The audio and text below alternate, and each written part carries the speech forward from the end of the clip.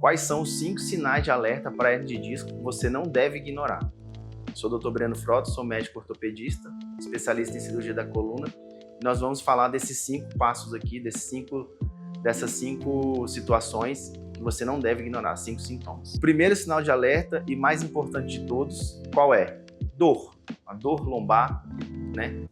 Falando especificamente da lombar, aquela dor que começa ali de forma insidiosa, por algum motivo, tem N motivos. A dor lombar já pode ser uma suspeição que não deve ser ignorada para a hernia de disco. Então essas dores que começam a ficar mais recorrentes, né, por às vezes motivos bobos, né, que você possa considerar como bobos, aquelas dores que começam a ficar mais arrastada, demora-se mais tempo para se resolver, mesmo com o uso de remédio, né? Então essas dores têm que ser investigadas e são um dos sinais de alerta para a hérnia de disco.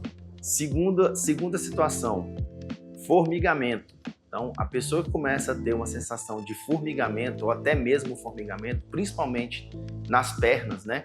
Nos glúteos, nas pernas, pode ser bilateral, pode ser só de um lado, é outro sinal de alerta que tem que ficar de olho para a hérnia de disco. Esses formigamentos podem estar associados à dor ou não? Sim, não necessariamente precisa ter dor e formigamento ao mesmo tempo. Pode ser um ou outro ou vice-versa, não importa.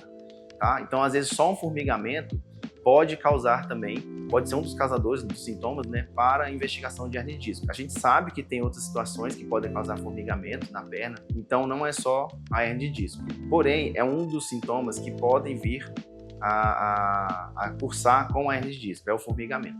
Terceiro, outra situação que pode, né, nos levar a pensar na hernia de disco, a sensação de peso nas costas. Parece que tem alguém te puxando para baixo, parece que alguém veio aqui, né, e amarrou algum peso, alguma coisa na lombar, aquela sensação de repuxo, de que a pessoa está sendo puxada para baixo, aquela sensação de fadiga, de cansaço aqui na musculatura das costas, tá? Isso também pode ser uma situação que a gente tem que pensar numa hérnia de disco, né? Ou que tem que levar a se pensar nisso. Por mais que às vezes a pessoa não tenha dor nas costas, mas ela começa com uma dor no nervo ciático, aquela dor que começa aqui no glúteo, no bumbum, ali no quadril, irradia para baixo, ela pode ser decorrente de um problema da coluna. Então isso também não pode ser negligenciado, esse seria o quarto posição. Porque muita gente pensa assim, mas se eu não tenho dor nas costas, a dor é na perna, a dor é no quadril, no bumbum ali para baixo, isso não deve ser problema na coluna. Errado, tem que ser investigado, porque isso sim pode ser decorrente de um problema na coluna. Não necessariamente uma hernia de disco precisa ter a dor lombar e depois irradiada para a perna, né? Ela já pode começar diretamente com a dor irradiada para a perna, porque isso vai depender da localização da hérnia, se ela está pinçando o nervo de forma mais veemente ou não.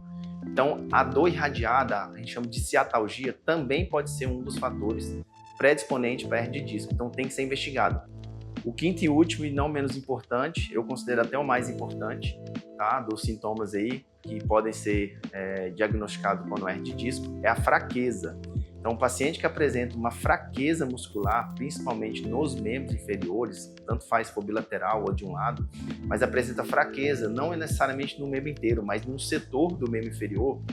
Exemplo, a pessoa vai andar, sente uma fraqueza no pé, a pessoa às vezes pode até tropeçar, né, perder uma força, a agilidade ali do ato de andar.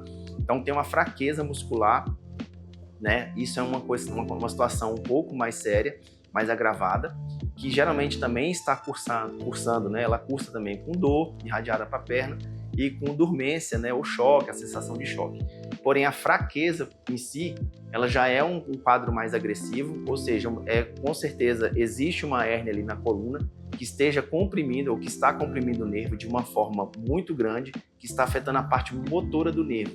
E se está afetando a parte motora do nervo, esse nervo ele vai inervar uma parte, né, um segmento do nosso corpo, ali no caso a perna, e a musculatura. Então, o que esse nervo inerva, ou qual musculatura esse nervo inerva, vai fazer com que tenha essa fraqueza. Então a pessoa às vezes pode ficar com dificuldade de andar, dificuldade de ficar na ponta do pé, dificuldade de subir um lance de escada, dificuldade em N situações. Então essa situação, quando você tem uma fraqueza, isso tem que ser avaliado o mais rápido possível.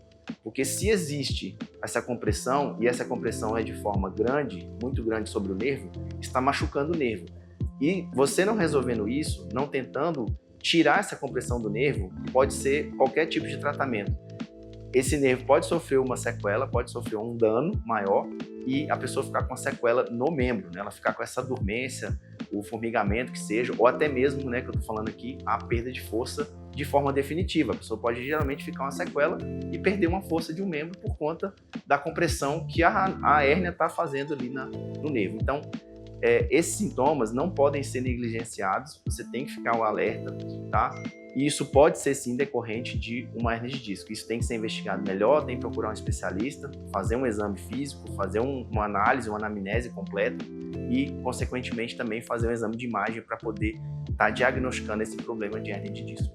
Caso vocês tenham mais alguma dúvida sobre esse assunto ou está gostando do conteúdo, né, quer fazer algum comentário, coloca aqui embaixo, né, ative o sininho que nós vamos estar produzindo mais conteúdo e respondendo as perguntas que forem a dúvida de vocês.